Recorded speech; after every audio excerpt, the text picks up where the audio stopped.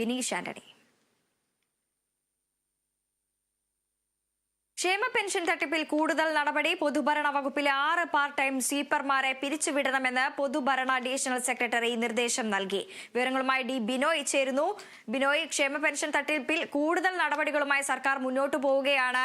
ഇപ്പോൾ വകുപ്പിലെ 6 part time സ്വീപ്പർമാരെ പിരിച്ചുവിടണമെന്നാണ് ഇപ്പോൾ നിർദ്ദേശം നൽകിയിരിക്കുന്നത്. കൂടുതൽ നടപടികൾ കടുപ്പിക്കുന്ന രീതിയിൽ തന്നെയാണോ പോകുന്നത്? വരും ദിവസങ്ങളിലും കൂടുതൽ നടപടികൾ ഉണ്ടാകാനുള്ള ഒരു സാധ്യതയിലെ വിവരങ്ങൾ?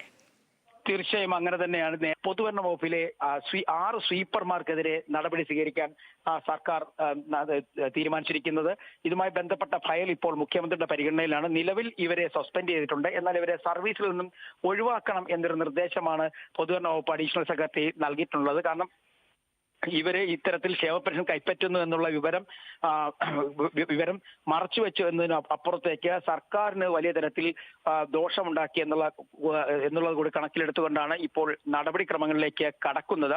എന്തായാലും വരും ദിവസങ്ങൾ കൂടുതൽ ആളുകളിലേക്ക് ഇതിന്റെ നടപടികൾ എത്തും എന്നാണ് നമുക്ക് മനസ്സിലാക്കാൻ കഴിയുന്നത്. നേരത്തെ തന്നെ ഇവരുടെ പേരുവിവരങ്ങൾ വെളിപ്പെടുത്തുന്നതിന് സർക്കാരിലെ ഒരു വിഭാഗം സർക്കാർ അനുകൂല സംഘടനകൾ വലിയ തരത്തിലെ വിയോജിപ്പ് പ്രകടിപ്പിച്ചിരുന്നു. ആ വിയോജിപ്പ് ഒന്നും മുഖവിലെടുക്കാതെ തന്നെ ഇപ്പോൾ നടപടിയുമായി സർക്കാർ മുന്നോട്ട് പോകുന്നത്. മാത്രവുമല്ല, പൊതുവിദ്യാഭ്യാസ വകുപ്പിൽ നിന്നുള്ള ഉദ്യോഗസ്ഥരാണ് നിലവിൽ ഏറ്റവും കൂടുതൽ ക്ഷേമ പെൻഷൻ ശമ്പളത്തിനൊപ്പം കൈപ്പറ്റുന്നതെന്നും കണ്ടെത്തിയിട്ടുണ്ട്.